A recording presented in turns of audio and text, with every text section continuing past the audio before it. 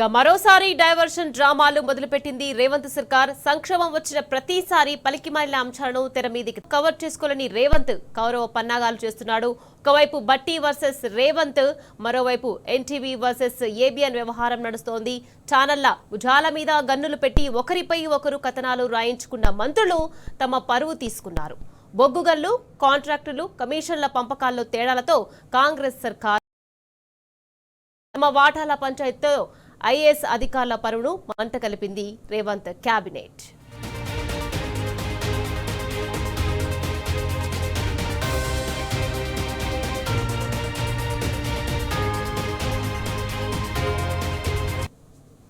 Right, ఇదే విషయానికి సంబంధించి మరింత సమాచారాన్ని మనకు అందించేందుకు మా ప్రతినిధి లివిల్ మనకు సిద్ధంగా ఉన్నారు. లివిల్, చెప్పండి, మళ్ళీ ఫోన్ ట్యాపింగ్ అంశాన్ని తెరపైకి తెచ్చి డైవర్షన్ డ్రామాలు మొదలుపెట్టింది. దీనికి సంబంధించి అప్డేట్స్ ఏంటి లివిల్? వాళ్ళ కాంగ్రెస్ ప్రభుత్వం మళ్ళొక్కసారి డైవర్షన్ పాలిటిక్స్ కి తెరదీసింది.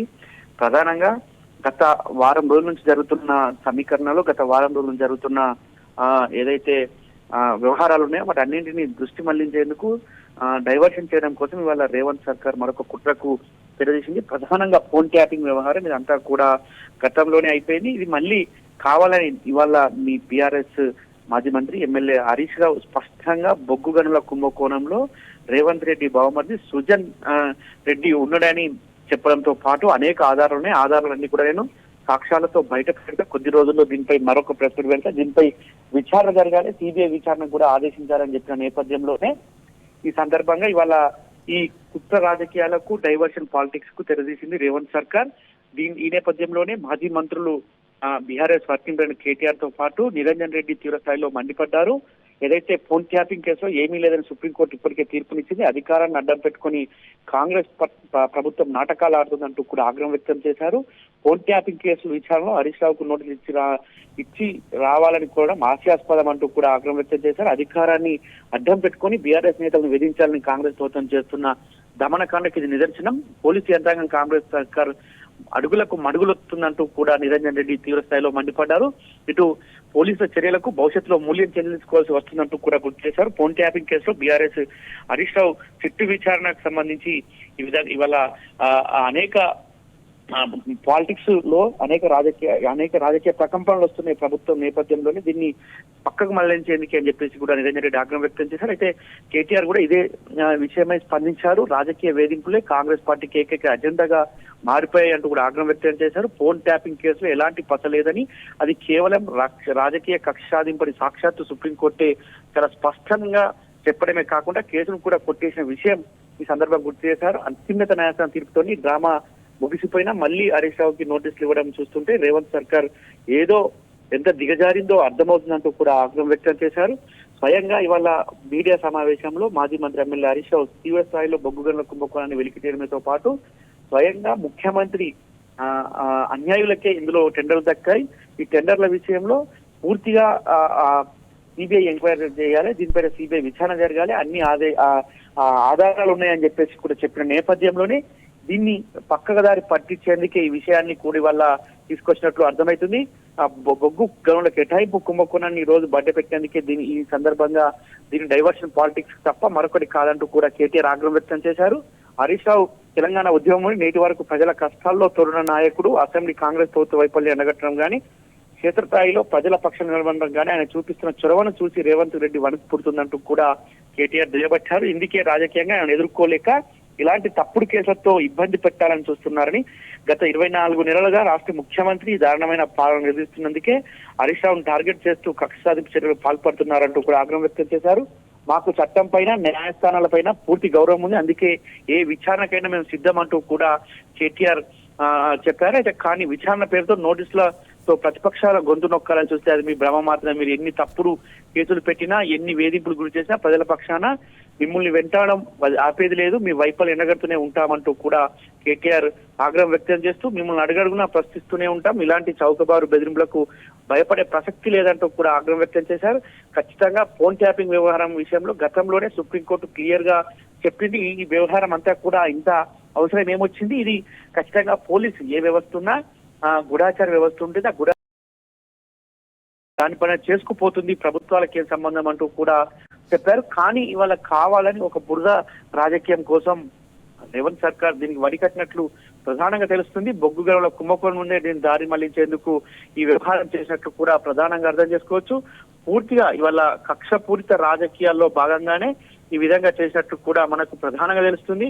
అయితే గత వారం రోజుల నుంచి జరుగుతున్న పరిణామాలన్నిటి దృష్టిలో ఉంచుకొని ఇవాళ బొగ్గు కుంభకోణం నుంచి మొదలుకొని మొన్న జరిగిన మంత్రుల మధ్య సంబంధించిన వ్యవహారం కావచ్చు, మంత్రులకు మీడియా మధ్య జరిగిన వ్యవహారం కావచ్చు, నిన్న బట్టి విక్రమార్క మీడియా సమావేశంలో కొన్ని వివాదాస్పద వ్యాఖ్యలు చేయడం కావచ్చు, మొన్న ముఖ్యమంత్రి మంత్రులను ఉద్దేశించి మాట్లాడిన మాటలు, ఇవన్నీ విషయంలో కూడా దాన్ని పక్కదారి పట్టించేందుకు మరోవైపు గతంలో మొన్నటికి మొన్న ఏదైతే ఎలక్షన్స్ అంటే స్థానిక సంస్థ ఎలక్షన్ వచ్చినప్పుడు ఇదే తరహా వ్యవహరించారు.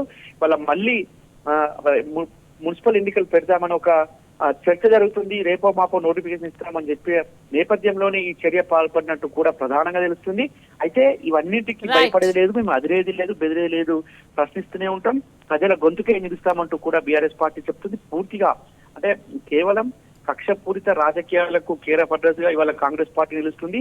అందులో భాగంగానే అనేక ఆరోపణలు వస్తున్నాయి. మంత్రులు ఒకరినొకరు దూషించుకుంటున్నారు, ఒకరిపైన ఒకరు అబండాలు వేస్తున్నారు, వారిపైన ఎలాంటి విచారణ లేదు. కానీ ఇవాళ కేవలం బీఆర్ఎస్ పార్టీ, బీఆర్ఎస్ ప్రతిపక్ష నాయకులైన ప్రధానమైన ముఖ్య నాయకులు కేటీఆర్ కావచ్చు, హరీష్ రావు కావచ్చు, కేసీఆర్ కావచ్చు, ఇతరత్ర నాయకుల పైనే ఇవాళ కేసులు పెట్టి, అక్రమ కేసులు పెట్టి విచారణ పేరు మీద ఇబ్బందులకు గురి చేస్తానంటే చూస్తూ ఊరుకోం. ప్రజల పక్షాన, ప్రజలు మా పక్షాన, ప్రజలకు మేము అండగా ఉంటాం. ఖచ్చితంగా మీరు ఇచ్చిన హామీల విషయంలో కావచ్చు, మీరు ఇచ్చిన అనేక అంశాల విషయంలో కూడా మేము నిలదీస్తామంటూ కూడా బీఆర్ఎస్ పార్టీ ప్రధాన నాయకులంతా కూడా చెప్తున్నారు. ఇవాళ ప్రధానంగా బొగ్గు గని కేటాయింపు, నైని బొగ్గు గని బ్లాక్ కు సంబంధించి దాదాపు 1400 కోట్ల కుంభకోణం జరిగింది. కుంభకోణం అంతా కూడా ఏదైతే కాంట్రాక్ట్ విజిట్ అనే విధానం కొత్తగా తీసుకొచ్చారో ఆ విధానాన్ని గతంలో ఎన్నడూ లేదు, గత బీఆర్ఎస్ ప్రభుత్వం లేదు, అసలు కోల్ ఫీల్డ్ లోనే లేదు. అది వెస్టర్న్ కోల్ ఫీల్డ్ కావచ్చు, కోల్ ఇండియాలో కూడా అలాంటి విధానం లేదు.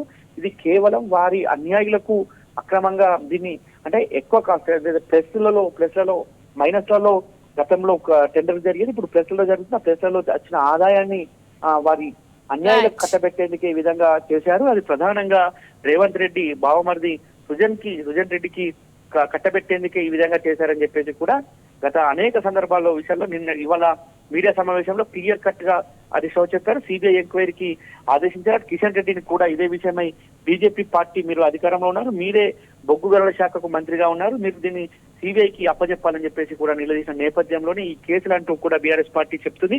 పూర్తిగా అంటే ప్రధానంగా ఏ రాజకీయ పార్టీ అయినా కేసుల విషయంలో కేసులు అవుతాయి, ఆ ప్రజల సమస్యలను పరిష్కారం కోసం కానీ ఇవాళ కాంగ్రెస్ ప్రభుత్వం ప్రతిపక్షాన్ని టార్గెట్ చేసుకుని ప్రతిపక్ష నాయకులని ఇవాళ ఇట్లా ఈ విధంగా ఇబ్బందులు పెట్టడం, ఎలక్షన్లకు ముందు మాత్రం ఇలాంటి డైవర్షన్ ప్రాక్టీస్ చేయడం ఖచ్చితంగా ఇది కాంగ్రెస్ ప్రభుత్వానికి వెన్నతో పెట్టిన విద్యగా ఉంది. అనేక సందర్భాల్లో అనేక విషయాల్లో కూడా ఇదే తరహా పాలిటిక్స్ చేసింది. అయితే గత కొద్ది రోజులుగా ప్రభుత్వంలో జరుగుతున్న చర్యల విషయంలో దాన్ని డైవర్షన్ చేయడం, ప్రజల దృష్టి మళ్లించేందుకు ఇలాంటి కుటిల రాజకీయానికి తెరదీసిందని చెప్పేసి కూడా ఇలా రాజకీయ విషయం చెప్తున్నారు. ఏదేమైనప్పటికీ విచారణకు హాజరైతాం, మేము ఖచ్చితంగా నిక్కచ్చితో ఉన్నాం, ప్రజలకు సేవ చేయడానికి మేము రాజకీయాల్లో ఉన్నాం, ప్రజా సమస్యలపై పోరాటం నిరంతరం చేస్తూనే ఉంటాం. ఈ ప్రభుత్వం చేసే కుట్రలకు కుతంత్రాలకు భయపడేది లేదు, వణికేది లేదంటూ కూడా బీఆర్ఎస్ వర్తింపని చెప్పారు. రేపు ఉదయం తెలంగాణ భవన్ కు వచ్చి తెలంగాణ భవన్ నుంచి సిట్టు విచారణకు మాజీ మంత్రి ఎమ్మెల్యే హరీష్ రావు హాజరవుతారని చెప్పేసి కూడా చెప్పి ఖచ్చితంగా ఇలాంటి అనేక విషయాలను మేము చూసుకుంటూ వచ్చాం. తెలంగాణ ఉద్యమం నాటి నుంచి కూడా మాకు కొత్త కాదు, ఇవాళ రేవంత్ రెడ్డి ఈ కుట్రలు చేస్తే మేము చూస్తూ ఊరుకుంటామంటూ కూడా మరొకసారి ప్రశ్నించారు. మొత్తం పెద్ద ఎత్తున ఇవాళ డైవర్షన్ పాలిటిక్స్ లో భాగంగా ఈ విధంగా చేశారని ఒక చర్చ అయితే జోరుగా జరుగుతుంది. అమూల్య. Right, thank you లివిల్.